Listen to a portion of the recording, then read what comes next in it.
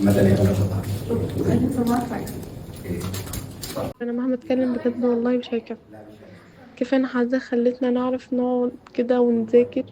انا اصلا كنت من الناس اللي ما بذاكرش ولا في اولى ولا في تانية، ولا ما اعرفش اساسيات، ولا اعرف ازاي المذاكره بتتذاكر، ولا اعرف اي حاجه خالص. فكره ان انا اوصل للليفل ده اصلا ما كنتش احلم بيه. بجد والله العظيم بشكر على حضرتك كل مره تعبت فيها معانا، وكل مره بعت لحضرتك ورديت عليا في ساعتها. عمري ما سالت حضرتك سؤال وما لقيتكش على طول رديت. بجد I'm so proud ان انا باخد مع حضرتك، وهفضل براود لحد بجد اخر يوم في الدراسه. وحضرتك بجد يعني من افضل المدرسين اللي عدوا عليا في الدنيا كلها والله. مهما حد يقول لي مين افضل مدرس عندك، راح اقول له مستر محمود. دكتور ثانك يو فور ايفر، وان شاء الله تكون دكتور في الجامعه زي ما حضرتك بتتمنى، واللي بتعمله معانا ان شاء الله ربنا يديك اجره. وكمان بجد احنا مبسوطين قوي ان احنا مع حضرتك، وبجد الفتره اللي ربنا سمى ليك ان احنا بجد بقينا نحب الكيمستري قوي، وبقينا كويسين فيها وحبينا الماده جدا. واشطر بجد اشطر حد ادانا كيمستري واشطر مدرس شفناه. ثانك يو، شكرا بجد على كل حاجه. واحنا فعلا مش بنعتبر حضرتك غير ان حضرتك اخ لينا اكتر كمان من المستر بتاعنا.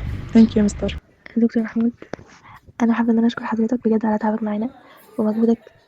بجد يعني مجهود كبير جدا. حضرتك بتعافر معانا عشان تطلع مننا حاجه كويسه. أم، ودايما يعني انا عارفه ان انا حتى لو وقعت انا عارفه ان الدكتور محمود هيسندني وهيوقفني تاني في الماده، ومش خايفه من الماده. مع اني بجد ما كنتش بحب الكيمستري خالص. كنت بذاكرها كده، هي ماده وخلاص لازم ان انا اجيب فيها درجه. ما كنتش متوقعه ان في حد يعرف يخليني احبها، بس بجد بجد بجد حضرتك يعني بتبذل قصارى جهدك ان انت تخلينا نحب الماده كلنا. بص يا دكتور، بجد انا مش عارفه اشكر حضرتك ازاي. يعني حضرتك كنت عارف احنا بادئين ازاي، بجد انا كنت بادئه ازاي ومستواي كان عامل ازاي.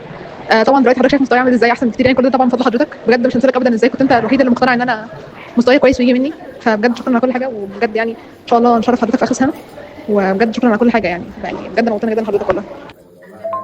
يعني حضرتك فرقت معايا جدا ويعني حاولتني بجد شخصيه تانية خالص، خلتني احاول ان انا اكون اللي هو ادوس على نفسي وما اكونش ضعيفه، واني ما احبطش خالص وما اقعش خالص. واحاول ان انا يعني اكتر حاجه فرقت معايا في الموضوع ده ان انا مثلا افضل احاول في السؤال كتير، وما افضلش ان انا ما اضعفش قدام السؤال، وافضل احاول وكان عندي ثقه بنفسي وانا بحل.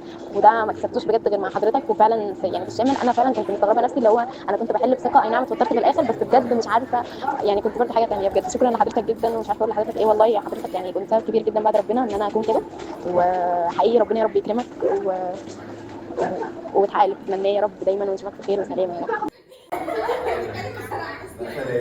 اصلا متوتره فهي اصلا لا كفايه بقى كده والله. بالنسبه لك كفايه انا كنت اصلا بجد مش عايز اكل اي حاجه. والله ما عاوز اي حاجه، والله ما عاوز اي حاجه. كفايه بجد. ما بوظت الترند. انا اسمع الكلام ده. بالكامل. كل ده بجد.